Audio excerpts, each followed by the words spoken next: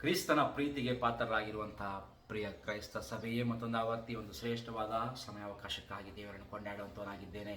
ನಮ್ಮೆಲ್ಲರ ಜೀವನದಲ್ಲಿ ಶ್ರಮೆ ಮರಣ ಪುನರುತ್ಥಾನ ದಿನಗಳಲ್ಲಿ ನಾವು ಆತನ ಶಿಲುಬೆಯ ಘನಾಂಶಗಳನ್ನು ಮಾಡಿಕೊಂಡು ನಮ್ಮ ಆತ್ಮೀಯ ಏಳಿಗೆಯನ್ನು ನಾವು ಅಭಿವೃದ್ಧಿಪಡಿಸಿಕೊಳ್ಳಲು ದೇವರ ಅವಕಾಶವನ್ನು ಕೊಟ್ಟಿದ್ದಾನೆ ಬೇರೆ. ಹಾಗಾದರೆ ನಮ್ಮ ಆತ್ಮೀಯ ಜೀವನ ಯಾವ ರೀತಿಯಲ್ಲಿ ಅಭಿವೃದ್ಧಿಪಡ್ತಾ ಇದೆ, ನಾವು ನಮ್ಮನ್ನು ಪರೀಕ್ಷೆ ಮಾಡಿಕೊಳ್ಳುವಂಥ ವ್ಯಕ್ತಿಗಳಾಗಿರಬೇಕು. ಕಳೆದ ಅನೇಕ ದಿನಗಳಿಂದ ನಾವು ಶಿಲುಬೆಗೆ ಹಾಕಲ್ಪಟ್ಟುವಂಥ ಕ್ರೂಜ್ ಇದನ್ನ ಉದ್ದೇಶ, ಯೇಸು ಕ್ರಿಸ್ತನ ಉದ್ದೇಶ, ಆ ಉದ್ದೇಶ ರಕ್ಷಣೆ, ಭದ್ರತೆ, ಬಿಡುಗಡೆ, ಅಷ್ಟು ಮಾತ್ರಕ್ಕಲ್ಲ ಐಕ್ಯತೆಯಲ್ಲಿ, ಅಷ್ಟು ಮಾತ್ರಕ್ಕಲ್ಲೇ ಸಮೃದ್ಧಿ ಎಂಬುದಾಗಿ, ನಾವು ಒಗ್ಗಟ್ಟು ಎಂಬುದಾಗಿ ಅನೇಕ ವಿಷಯಗಳನ್ನು ಧ್ಯಾನ ಮಾಡ್ಕೊಂಡು ಬರ್ತಾ ಇದ್ದೇವೆ. ಅದೇ ರೀತಿಯಲ್ಲಿ ಇವತ್ತು ನಮ್ಮ ವಾಕ್ಯ ತಲೆಬರಹ ನೋಡುವುದಾದರೆ ಶಿಲುಬೆಗೆ ಹಾಕಲ್ಪಟ್ಟಿರುವಂಥ ಯೇಸು ಕ್ರಿಸ್ತನ ಕರೆಯುವಿಕೆ, the call of the crucified, ಯಾರಿಗೆ ಎಂಬುದಾಗಿ ನೋಡುವಾಗ ಶಿಷ್ಯರಿಗೆ, ಫಾರ್ ದ ಡಿಸೈಪಲ್ಸ್. ನಾವು ಗಮನಿಸ್ರಿ, ಈ ಒಂದು ವಾಕ್ಯಕ್ಕಾಗಿ ಇವತ್ತು ನಾವು ವಾಕ್ಯದಾಂಶಕ್ಕಾಗಿ ಆರಿಸಿಕೊಂಡಿರುವಂಥ ದೇವರ ವಾಕ್ಯವು ಹಳೆ ಒಡಂಬಡಿಕೆಯಿಂದ ಮೊದಲನೇ ಅರಸ ಪುಸ್ತಕ 19ನೇ ಅಧ್ಯಾಯ ಅದರ 19ರಿಂದ 21 ವಚನಗಳು. ಅದೇ ರೀತಿಯಲ್ಲಿ ಹೊಸ ಒಡಂಬಡಿಕೆಯಿಂದ ಮತ್ತಾಯನ ಬರೆದ ಸುವಾರ್ತೆ ಅದರ 4ನೇ ಅಧ್ಯಾಯ 18ರಿಂದ 22 ವಚನಗಳನ್ನ ನಾವು ಇವತ್ತು ಧ್ಯಾನ ಮಾಡಲಿಕ್ಕಿದ್ದೇವೆ. ಪ್ರೇರೆ ನೋಡ್ರಿ, ಕ್ರಿಸ್ತನ ಒಂದು ಕರೆಯುವಿಕೆ, ಆತನ ಕರೆಯೇ ಯಾವ ರೀತಿ ಎಂಬುದಾಗಿ ನೋಡುವಾಗ ಅದು ಪ್ರೇರಣಾತ್ಮಕವಾದದ್ದು ಅಲ್ಲ, ಅದು ಪ್ರೇರಣಾತ್ಮಕವಾದ ಆಹ್ವಾನವಲ್ಲ ಎಂಬುದಾಗಿ ನಾವು ಗಮನಿಸಬೇಕು. ಅಷ್ಟು ಮಾತ್ರಕ್ಕಲ್ಲ, ಅದು ಸೌಖ್ಯವನ್ನು ಹೊಂದಿಕೊಂಡಿರುವಂಥ, ಸುಖಕರವಾಗಿರುವಂಥ ಭರವಸೆ ಅಲ್ಲ, ಆರಾಮದಾಯಕವಾಗಿರುವಂಥ ಕರೆಯು ಅಲ್ಲ. ಅಷ್ಟು ಮಾತ್ರಕ್ಕೆ ಅದು ಲೌಕಿಕವಾಗಿರುವಂಥ ಯಶಸ್ಸಿನ ಕಡೆಗೆ ನಮ್ಮನ್ನು ಕೊಂಡೊಯ್ಯುವಂಥ ವಾಗ್ದಾನವಂತೂ ಅಲ್ಲ ಎಂಬುದಾಗಿ ನಾವು ಗುರುತಿಸುವಂಥ ವ್ಯಕ್ತಿಗಳಾಗಿರಬೇಕು. ನೋಡ್ರಿ, ಅದು ಶಿಲುಬೆಗೆ ಹಾಕಲ್ಪಟ್ಟ ಯೇಸು ಕ್ರಿಸ್ತನ ಕರೆಯಾಗಿದೆ ಎಂಬುದಾಗಿ ನಾವು ತಿಳ್ಕೊಬೇಕ್ರಿ, ಯಾವ ಮನುಷ್ಯನ ಕರೆ ಅಲ್ಲ. ನೋಡ್ರಿ, ನನ್ನನ್ನು ಹಿಂಬಾಲಿಸ್ರಿ ಎಂಬುದಾಗಿ ಹೇಳಿರುವಂಥ ಕರ್ತನು ಆಗಲೇ ಅಲ್ಲಿ ನೋಡುವಾಗ ಗೋಲ್ಗೊತ್ತಾ ಕಡೆಗೆ ಆತನು ನಡೀತಿದ್ದವನೇ ಎಂಬುದಾಗಿ ನಾವು ಅರ್ಥಕೊಳ್ಳಬೇಕಾಗಿದೆ ಪ್ರೇರೆ.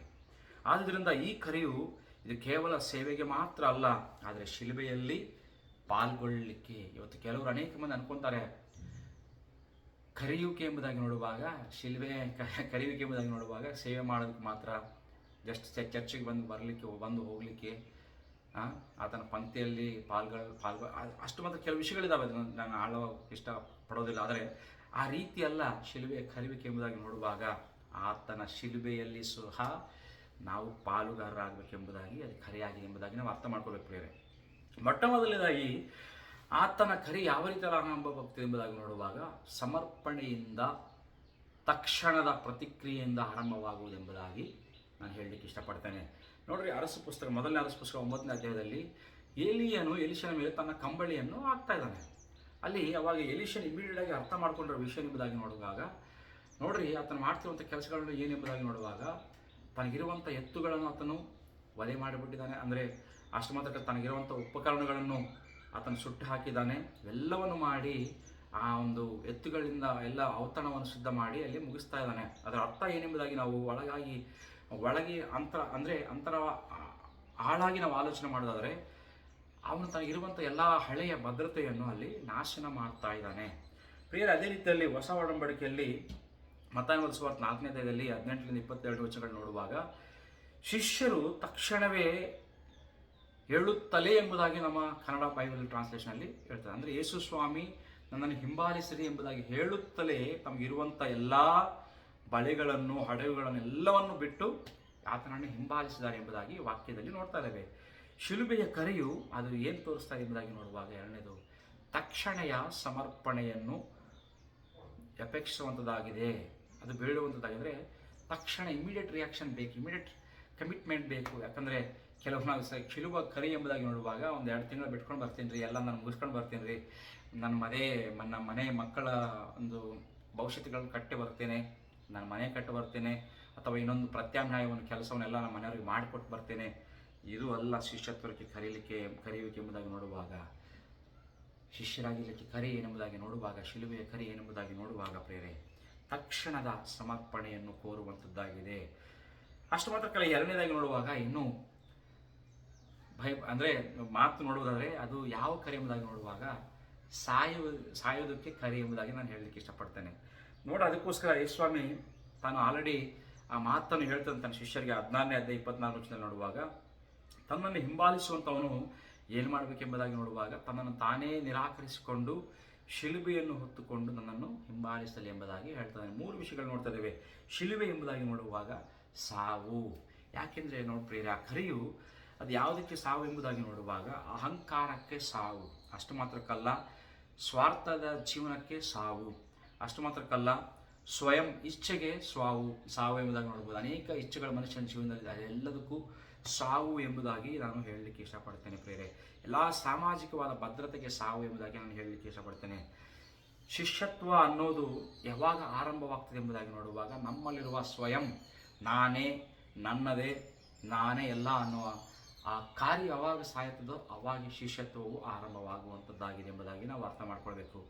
ಮೂರನೇದು ನೋಡುವಾಗ ಈ ಕರೆಯು ಎಲ್ಲಿಂದ ಆರಂಭವಾಗ್ತದೆ ಎಂಬುದಾಗಿ ನೋಡುವಾಗ ಫ್ರಮ್ ದ ರಿಜೆಕ್ಷನ್, ಅಂದರೆ ತಿರಸ್ಕಾರದಿಂದಲೇ ಇಲ್ಲಿ ಕರೆಯು ಎಂಬುದಾಗಿ ನಾನು ಹೇಳಲಿಕ್ಕೆ ಇಷ್ಟಪಡ್ತೇನೆ. ನಾವು ನೋಡ್ರಿ, ಹಳೆಯ ಒಡಂಬಡಿಕೆಯಲ್ಲಿ ಯೆಶಾಯನ ಬರೆದ ಪ್ರವಾದನ ಗ್ರಂಥದಲ್ಲಿ 53ನೇ ಅಧ್ಯಾಯ 3ನೇ ವಚನದಲ್ಲಿ ನೋಡುವಾಗ ನಮಗೆಲ್ಲರಿಗೂ ಸ್ಥಿರಪಡಿಸಿದ ವಾಕ್ಯ ಎಂಬುದಾಗಿ ನೋಡುವಾಗ ಆತನು ತಿರಸ್ಕರಿಸಲ್ಪಟ್ಟವನು, ಮನುಷ್ಯರಿಂದ ಸೇರಿಸಲಾರದವನು ಎಂಬುದಾಗಿ ನಾವು ವಾಕ್ಯದ ನೋಡ್ತಾ ಇದ್ದೇವೆ. ಇಲ್ಲಿ ನೋಡ್ರಿ, ನಾವು ಗಮನಿಸೋದಾದರೆ ಪ್ರಿಯರೇ, ಆ ತಿರಸ್ಕರಿಸಲ್ಪಡುವಂಥ ಯೇಸು ಕ್ರಿಸ್ತನೇ ಶಿಷ್ಯರು ಹಿಂಬಾಲಿಸಿದ್ದಾರೆ ಎಂಬುದಾಗಿ ನಾವು ಗಮನಿಸಬೇಕು. ಅದರ ಅರ್ಥ ಏನೆಂಬುದಾಗಿ ನೋಡುವಾಗ ಪ್ರಿಯರೇ, ಎಲ್ಲವನ್ನು ಇಲ್ಲಿ ಮನುಷ್ಯನ ಜೀವನದಲ್ಲಿ ಬರುವಂಥ ಅಪಾರ್ಥಗಳಲ್ಲಿ ಅಂದರೆ ಅದು ಆಕ್ಸೆಪ್ಟ್ ಮಾಡುವಂಥ ಸ್ವಭಾವ ಇರಬೇಕು. ಕೆಲವು ವಿಷಯಗಳು ನಾವು ಗಮನಿಸೋದಾದರೆ ಪ್ರಿಯರೇ, ನೋಡ್ರಿ, ಅಪಾರ್ಥಗಳಾಗಿರ್ಬೋದು, ತಿರಸ್ಕಾರವಾಗಿರ್ಬೋದು, ಹಿಂಸೆ ಆಗಿರ್ಬೋದು, ಇವೆಲ್ಲವನ್ನು ಅಂಗೀಕಾರ ಮಾಡಿ ನಾವು ಮುಂದಕ್ಕೆ ಹೋಗೋದಕ್ಕೆ ಅದು ಕರೆ ಎಂಬುದಾಗಿ ನಾವು ಖಂಡಿತವಾಗಿ ಇಲ್ಲಿ ತಿಳ್ಕೋಬೇಕಾಗಿದೆ. ಯಾಕಂದರೆ ತದನಂತರ ನೋಡುವುದಾದರೆ ಪ್ರಿಯರೇ, ಅಲ್ಲಿ ಏನು ನಡೀತಾ ಇದೆ, ಪೇತ್ರನು ಸಹ ಅಲ್ಲಿ ಏನಾಗ್ತದಾನೆ, ಅವನೊಂದು ತಲೆ ಕೆಳಗೆ ಮಾಡಿ ಆತನನ್ನು ಶಿಲುಬೆಗೆ ಹಾಕಲ್ಪಟ್ಟಿದ್ದಾನೆ ಎಂಬುದಾಗಿ ನಾವು ನೋಡ್ತಾ ಇದ್ದೇವೆ ಚರಿತ್ರೆಯಲ್ಲಿ. ಅದೇ ರೀತಿಯಲ್ಲಿ ಯಾಕೋಬನು ಸಹ ಕತ್ತಿಯಿಂದ ಕೊಲ್ಲಲ್ಪಟ್ಟಿದ್ದಾನೆ ಎಂಬುದಾಗಿ ನಾವು ನೋಡ್ತಾ ಇದ್ದೇವೆ. ಯೋಹಾನನು ಸರಿಯ ಬಂಧನದಲ್ಲಿ ಹಾಕಲ್ಪಟ್ಟಿದ್ದಾನೆ ಎಂಬುದಾಗಿ ನಾವು ಚರಿತ್ರೆಯಲ್ಲಿ ನೋಡ್ತಾ ಇದ್ದೇವೆ ಬೇರೆ. ಶಿಲುಬೆ ಎಂಬುದಾಗಿ ನೋಡುವಾಗ ಅದು ಕೇವಲ ಸೈದ್ಧಾಂತಿಕವಲ್ಲ, ಅದು ಕೇವಲ it is not a theological thing, but it is into the practical. ಅಂದರೆ ಅದು ಮಾಡಿ ಅದು ರುಜುವಾತು ತೋರಿಸುವಂಥ ವಿಷಯವಾಗಿದೆ. ಅದು ನಡೆದಿರುವಂಥ ಘಟನೆಗಳು ಎಂಬುದಾಗಿ ನಮ್ಮ ಜೀವನದಲ್ಲಿ ನೋಡಬೇಕು, ಅರ್ಥ ಮಾಡ್ಕೋಬೇಕು ಬೇರೆ. ಇಲ್ಲಿ ಇವತ್ತು ಹಾಗಾದರೆ ನಮ್ಮ ಪ್ರಾಮುಖ್ಯ ಅಂಶ ಎಂಬುದಾಗಿ ನೋಡುವಾಗ ಶಿಷ್ಯರಿಗೆ, ಯಾಕಂದರೆ ಅನೇಕ ಸಾರಿ ನಾವೆಲ್ಲರೂ ಶಿಷ್ಯ ಕಂಡುಕೊಳ್ತಿದ್ದೇವೆ. ಇವತ್ತು ನಾನು ಕೆಲವು ವಿಷಯಗಳನ್ನ ಹೇಳಲಿಕ್ಕೆ ಇಷ್ಟಪಡ್ತೀನಿ. 4ನೇ ವಿಷಯ ಎಂಬುದಾಗಿ ನೋಡುವಾಗ ವಿಶ್ವಾಸಿ ಮತ್ತು ಶಿಷ್ಯರಿಗೆ ಮಧ್ಯದಲ್ಲಿರುವಂಥ ವ್ಯತ್ಯಾಸ ಏನೆಂಬುದಾಗಿ ನೋಡ್ರಿ. ವಿಶ್ವಾಸ ಏನು ಮಾಡ್ತಾನೆ, ಶಿಲುಬೆಯನ್ನು ಗೌರವ ಕೊಡ್ತಾನೆ, ಇಲ್ಲ ಅಂತ ಹೇಳ್ತಾ ಇಲ್ಲ, ಆದರೆ ಆ ಶಿಲುಬೆಯನ್ನು ಹೊತ್ತುಕೊಳ್ಳೋದಿಲ್ಲ. ಆದರೆ ಶಿಷ್ಯ ಎಂಬ ವ್ಯಕ್ತಿ ಶಿಲುಬೆಯನ್ನು ಹೊತ್ತುಕೊಂಡು ಹೋಗುವಂಥ ವ್ಯಕ್ತಿಯಾಗಿದ್ದಾನೆ. ಎರಡನೇದಾಗಿ ನೋಡ್ರಿ, ನಾವು ಗಮನಿಸುವಾಗ ಪ್ರಿಯರೇ, ಅಲ್ಲಿ ಅನೇಕ ಮಂದಿ ಯೇಸು ಸ್ವಾಮಿ ಲೋಕದಲ್ಲಿ ಆತನು ಇರುವಾಗ ನಾವು ಕೆಲವು ನಿಶಬಹುದು ಅವು ಏನೆಂಬುದಾಗಿ ನೋಡುವಾಗ ಅನೇಕ ಅದ್ಭುತಗಳನ್ನು ನೋಡಿದ್ದಾರೆ. ಇವರು ವಿಶ್ವಾಸಿಗೂ ಹೋಲಿಕೆ ಆಗಿದ್ದರೆ, ಆದರೆ ಶಿಷ್ಯರು ಆ ಶ್ರಮೆಗಳನ್ನು ಅನುಭವಿಸುವಂಥ ವ್ಯಕ್ತಿಗಳಾಗಿರ್ತಾರೆ. ವಿಶ್ವಾಸಿಗಳು ಕೇವಲ ಅದ್ಭುತಗಳನ್ನು ಅಪೇಕ್ಷೆ ಪಡುವಂಥ ವ್ಯಕ್ತಿಗಳಾಗಿದ್ದರೆ, ಶಿಷ್ಯರು ಶ್ರಮೆಯನ್ನು ಸ್ವೀಕರಿಸುವ ವ್ಯಕ್ತಿಗಳಾಗಿರ್ತಾರೆ. ಅಲ್ಲಿ ನೋಡಿರುವಾಗ ಅನೇಕ ಮಂದಿ ಯೇಸುವಿನಲ್ಲಿ ನಂಬಿಕೆ ಇಟ್ಟರು, ಆದರೆ ಕೆಲವರು ಮಾತ್ರ ತಮಗಿರುವಂಥ ಎಲ್ಲವನ್ನು ಬಿಟ್ಟುಬಿಟ್ಟಿದ್ದಾರೆ. ನಾನು ಹೇಳ್ತಿರುವಂಥದ್ದು ಇವತ್ತು ವಿಶ್ವಾಸಿಗೆ ಮತ್ತು ಶಿಷ್ಯರಿಗಿರುವಂಥ ಡಿಫ್ರೆನ್ಸ್. ಅದೇ ರೀತಿಯಲ್ಲಿ ಪ್ರಿಯರೇ, ವಿಶ್ವಾಸಿಗಳು ಶಿಲುವನ್ನು ನೋಡ್ತಾರೆ, ನಾನು ಆವಾಗಲೇ ಹೇಳಿದೆ, ಶಿಷ್ಯನು ಅದನ್ನು ಕೋರ್ತಾನೆ. ವಿಶ್ವಾಸಿ ಆ ಶಿಲುವೆಗೆ ಗೌರವ ಕೊಡ್ತಾನೆ, ಆದರೆ ಶಿಷ್ಯನು ಅದನ್ನು ಖಂಡಿತವಾಗಿಯೂ ಅದರ ಮುಖಾಂತರ ಹಾದು ಹೋಗುವಂಥ ವ್ಯಕ್ತಿ ಆಗಿದ್ದಾನೆ ಪ್ರಿಯರೇ. ನೋಡ್ರಿ, ಶಿಲುವೆಗೆ ಹಾಕಲ್ಪಟ್ಟಿರುವಂಥ ಕ್ರಿಸ್ತ ಕೇವಲ ವಿಶ್ವಾಸಿಗಳಾಗಿರಲಿಕ್ಕೆ ನಮ್ಮನ್ನು ಕರೆದಿಲ್ಲ, ಆದರೆ ಶಿಷ್ಯರಾಗಿರಲಿಕ್ಕೆ ನಮ್ಮನ್ನು ಕರೀತಾ ಇದ್ದಾನೆ ಪ್ರಿಯರೇ. ಹಾಗಾದರೆ ಶಿಲುಬೆಯ ಉದ್ದೇಶ ಏನು ಎಂಬುದಾಗಿ ನೋಡುವಾಗ ಅಪೊಸ್ತಲನಾದ ಪೌಲನು ಫಿಲಿಪ್ಪಿಯರಿಗೆ ಬರೆದ ಪತ್ರಿಕೆ 2ನೇ ಅಧ್ಯಾಯ 8ನೇ ವಚನದಲ್ಲಿ ಹೇಳ್ತಿದ್ದಾನೆ, ಆತನು ಶಿಲುಬೆಯ ಮರಣ ಹೊಂದುವಷ್ಟು ವಿಧೇಯನಾಗಿದ್ದಾನೆ ಎಂಬುದಾಗಿ ನಾವು ನೋಡ್ತಾ ಇದ್ದೇವೆ ಪ್ರಿಯರೇ. ಮರಣ ಹೊಂದುವಷ್ಟು ಆತನು ವಿಧೇಯಕಕ್ಕೆ ತಾನು ವಿಧೇಯನಾಗಿ ಆಗಿದ್ದಾನೆ ಎಂಬುದಾಗಿ ನೋಡ್ತಾ ಇದ್ದೇವೆ. ಇಲ್ಲಿ ನೋಡ್ರಿ, ಶಿಷ್ಯರು ಯಾಕೆ ಆಗಬೇಕು ಎಂಬುದಾಗಿ ನೋಡುವಾಗ ಆತನ ಸ್ವಾರೂಪ್ಯವನ್ನು ಪ್ರತಿಬಿಂಬಿಸಲಿಕ್ಕೆ ಎಂಬುದಾಗಿ ನಾನು ಹೇಳಲಿಕ್ಕೆ ಇಷ್ಟಪಡ್ತೇನೆ. ಎದಕ್ಕೆ ಶಿಷ್ಯರಾಗಿ ಕರೀಲಿಕ್ಕೆ ಯಾಕೆ ಕರೀತಾರೆ ಎಂಬುದಾಗಿ ನೋಡುವಾಗ ಯೇಸು ಕ್ರಿಸ್ತನ ಸ್ವಾರೂಪ್ಯವನ್ನು ಪ್ರತಿಬಿಂಬಿಸಲಿಕ್ಕೆ ಎಂಬುದಾಗಿ ನಾವು ಅರ್ಥ ಮಾಡ್ಕೋಬೇಕು.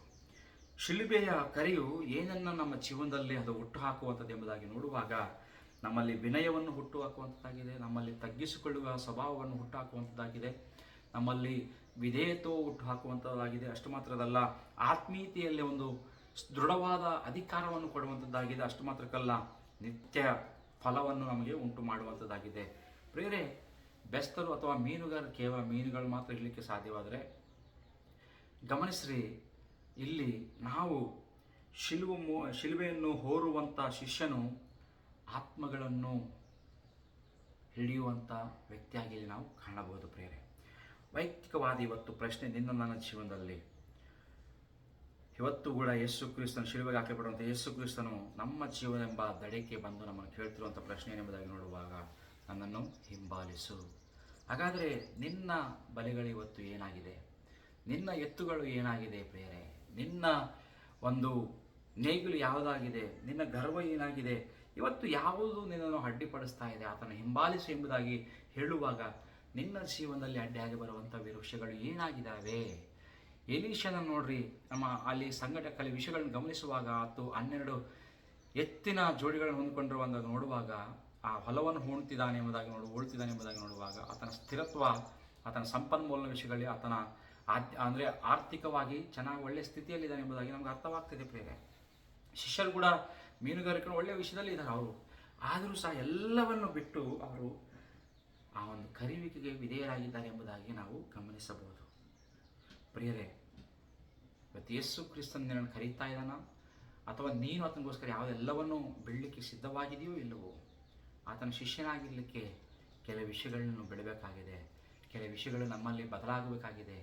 ಆ ಬದಲಾವಣೆ ಯಾವಾಗ ಬರುತ್ತದೆ ಎಂಬುದಾಗಿ ನೋಡುವಾಗ, ಪ್ರಿಯರೇ, ಆತನ ಕಡೆಗೆ ನಾವು ತಿರುಗಿಕೊಂಡಾಗ, ಆತನ ವಾಕ್ಯವನ್ನು ಧ್ಯಾನಾಂಶ ಮಾಡುವಾಗ, ಆ ಶಿಲುಬೆಯನ್ನು ನಮ್ಮ ಮುಂದೆ ಇಟ್ಕೊಂಡು ಆ ಶಿಲುಬೆಯನ್ನು ನಾವು ಅನುಭವಿಸಲಿಕ್ಕೆ ಸಿದ್ಧವಾದಾಗ ಮಾತ್ರ ಆತನ ಸ್ವಾರೂಪ್ಯವನ್ನು ನಾವು ಪಡೆದುಕೊಳ್ಳಲಿಕ್ಕೆ ಸಾಧ್ಯ. ಆತನ ಉದ್ದೇಶ, ಆತನ ಸ್ವಭಾವಕ್ಕೆ ನಮ್ಮನ್ನು ಕರೆದುಕೊಳ್ಬೇಕೆಂಬುದಾಗಿ ನೋಡುವಾಗ, ಪ್ರಿಯರೇ, ಹಾಗಾದರೆ ಈ ಒಂದು ಕ್ರೂಜಿತನಾಗಿರುವಂಥ ಯೇಸು ಕ್ರಿಸ್ತನ ಉದ್ದೇಶ, ಒಂದು ಕರೆಯು ಅದು ಸೌಕರ್ಯಕ್ಕೆ ಅಥವಾ ನಿನ್ನ ಒಂದು ಆರಾಮದಾಯಕವಾದ ಜೀವನಕ್ಕೆ ಆತನ ಕರೆಯುವುದಿಲ್ಲ, ಆದರೆ ಆತನ ಕರೆಯುವಂಥದ್ದು ಶಿಲುಬೆಗೆ ಎಂಬುದಾಗಿ ನಾವು ತಿಳ್ಕೊಳ್ಬೇಕಾಗಿದೆ ಪ್ರಿಯರೇ. ಆದರೆ ಒಂದು ವಿಷಯ ನಾವು ನೆನಪಿಟ್ಕೋಬೇಕು, ಇದೇ ಶಿಲುಬೆಯು ನಮ್ಮನ್ನು ಅಲ್ಲಿಗೆ ಬಿಡುವಂಥದ್ದಲ್ಲ, ನಮ್ಮನ್ನು ಪ್ರಿಯರೇ ಪುನರುತ್ಥಾನ ಮಾಡುವಂಥದ್ದಾಗಿದೆ. It going to resurrect us. ಯೇಸು ಕ್ರಿಸ್ತನ ಪುನರುತ್ಥಾನದ ಮುಖಾಂತರ ಆ ಶಿಲುಬೆಯನ್ನು ನಾವು ಕೂಡ ಹೊತ್ತುಕೊಂಡು ಹೋಗುವುದಾದರೆ ನಮಗೂ ಸಹ ಪುನರುತ್ಥಾನವಿದೆ. ಅಷ್ಟು ಮಾತ್ರಕ್ಕಲ್ಲ, ಆ ಒಂದು ಸಮರ್ಪಣೆಯ ಶಿಷ್ಯತ್ವದ ಜೀವನ ನನ್ನನ್ನು ಸಹ ಮಹಿಮೆಗೆ ಕರ್ಕೊಂಡು ಹೋಗುವಂಥದ್ದಾಗಿದೆ. ಮರಣದ ತದನಂತರ ನಮಗೆ ನಿತ್ಯ ಜೀವನ ಇದೆ ಎಂಬುದಾಗಿ ನಾನು ಹೇಳಲಿಕ್ಕೆ ಇಷ್ಟಪಡ್ತೇನೆ ಪ್ರಿಯರೇ. ಈ ಒಂದು ಶಾರೀರಿಕವಾದ ಈ ಒಂದು ಶಾರೀರದ ಶಿಲುಬೆ, ನಾವು ಆ ಕರೆಯುವನ್ನು ಹೋಗೊಟ್ಟು ನಾವು ಅದನ್ನು ಪ್ರಕಾರ ನಡ್ಕೊಂಡು ಹೋಗೋದರೆ ನಾವು ಇಟರ್ನಲ್ ಲೈಫ್ ಅಂದರೆ ನಿತ್ಯತ್ವದ ಪುನರುತ್ಥಾನದ ಶಕ್ತಿಯನ್ನು ನಮ್ಮಲ್ಲಿ ಬಿಡುಗಡೆ ಮಾಡುವಂಥದ್ದಾಗಿದೆ. ಹಾಗಾದರೆ ಪ್ರಿಯರೇ, ಇವತ್ತಿಗೂ ಸಹ ಯೇಸು ಕ್ರಿಸ್ತನು ಇನ್ನೂ ಶಿಷ್ಯರಾಗಲಿಕ್ಕೆ ಅನೇಕ ಮಂದಿ ಇವತ್ತು ಕರೀತಾ ಇದ್ದಾನೆ. ಯಾವುದು ಅಡ್ಡಿ ಬರ್ತಾ ಇದೆ ನಮ್ಮನ್ನು ಪರೀಕ್ಷೆ ಮಾಡಿಕೊಳ್ಳೋಣ. ಅಡ್ಡಿ ಬರುವಂಥ ಎಲ್ಲ ವಿಷಯಗಳು ನಮ್ಮಲ್ಲಿ ಇವತ್ತು ಇದ್ದರೆ, ನಮ್ಮ ಗರ್ವವ, ನಮ್ಮ ಆಸ್ತಿಯ, ನಮ್ಮ ಅಧಿಕಾರವ, ಅಥವಾ ನಮ್ಮ ವಿದ್ಯಾಭ್ಯಾಸವ, ನಮ್ಮ ಬಂಧು ಬಳಗವ, ಯಾವುದು ಇವತ್ತು ಅಲ್ಲಿ ಶಿಷ್ಯರಿಗೆ ಯಾವ ಬಲೆ ಅಡ್ಡಿ ಬಂದಿಲ್ಲ, ಯಾವ ಹಡಗುಗಳು ಅವರ ಉಪಾಧಿಯಾಗಿರುವಂಥ, ಅವರ ಇನ್ವೆಸ್ಟ್ಮೆಂಟ್ ಆಗಿರುವಂಥ ಬೋಟ್ಸ್ ಆಗಿರಲಿ, ಆ ಒಂದು ಯಾವುದು ನೆಟ್ಸ್ ಆಗಿರಲಿ, ಯಾವುದು ಅಲ್ಲಿ ಅಡ್ಡಿ ಬಂದಿಲ್ಲ. ಎಲೀಷನಿಗೂ ಸಹ ಯಾವ ಅಧಿಕಾರವು, ಯಾವ ಒಂದು ಆಸ್ತಿಯು ಅಡ್ಡು ಬಂದಿಲ್ಲ. ಎಲ್ಲವನ್ನು ನಾಶ ಮಾಡಿ ಓತನ ಮಾಡಿ ಆತನ ಹಿಂಬಾಲಿಸಿದ್ದಾನೆ. ಶಿಷ್ಯರುಗಳು ಎಲ್ಲವನ್ನು ಹೇಳಿದ ಕೂಡಲೇ ಯೇಸುವನ್ನು ಹಿಂಬಾಲಿಸಿದರೆ, ಆತನ ಶಿಲುಬೆಯಲ್ಲಿ ಪಾಲುಗಾರರಾಗಿದ್ದರೆ, ತಮ್ಮ ಜೀವನವನ್ನೇ ಮುಡಿಪಾಗಿಟ್ಟಿದ್ದಾರೆ ಪ್ರಿಯರೇ. ಆದರೆ ಖಂಡಿತವಾಗಿ ಅವರು ಒಂದು ದಿನ ಆತನೊಟ್ಟಿಗೆ, ಆತನ ಯಾವ ರೀತಿಯಲ್ಲಿ ಎಲ್ಲವನ್ನು ಅನುಭವಿಸಿ, ಆತನಿವತ್ತು ಯೇಸು ಕ್ರಿಸ್ತನು ತಂದೆಯ ಬಲಪಾರ್ಶ್ವದಲ್ಲಿ ಕೂತ್ಕೊಂಡು ಅಧಿಕಾರ ಸ್ಥಾನದಲ್ಲಿದ್ದಾನೋ, ಉನ್ನತ ಸ್ಥಾನದಲ್ಲಿದ್ದಾನೋ, ಶಿಷ್ಯರು ಅದೇ ಅಧಿಕಾರವನ್ನು ಕೊಡಲಿಕ್ಕೆ ಇದ್ದಾನೆ ಪ್ರಿಯರೇ ಆತನೊಟ್ಟಿಗೆ. ಇವತ್ತು ನಿಜವಾಗಲೂ ನೀವುಗಳು ಸಹ ಆ ಕಾರ್ಯಗಳನ್ನು ಅರ್ಥ ಮಾಡಿಕೊಂಡು, ಆ ಶಿಲುಬೆಯ ಬೆಲೆಯನ್ನು ಅರ್ಥ ಮಾಡಿಕೊಂಡು ಅದರ ಮುಖಾಂತರ ನಾವು ಹಾದು ಹೋಗೋರಾದರೆ, ಖಂಡಿತವಾಗಿ ಒಂದಿನ ನಮಗೂ ಎಲ್ಲವನ್ನು ದೇವರು ಒದಗಿಸಿಕೊಡುವಂಥ ದೇವನು ಆಗಿದ್ದಾನೆ. ಹಾಗಾದರೆ ಈ ಶ್ರಮೆ, ಮರಣ, ಪುನರುತ್ಥಾನ ದಿನಗಳಲ್ಲಿ ನಮ್ಮಲ್ಲಿರುವಂಥ ಬೇಡವಾದ ಸಂಗತಿಗಳನ್ನು ತೆಗೆದುಹಾಕೋಣ. ಆತನ ಶಿಲುಬೆ ಕಡೆಗೆ ನಾವು ಹೋಗೋಣ ಪ್ರಿಯರೇ. ದೇವರು ನಿಮ್ಮನ್ನು ಆಶೀರ್ವಾದ ಮಾಡಿ.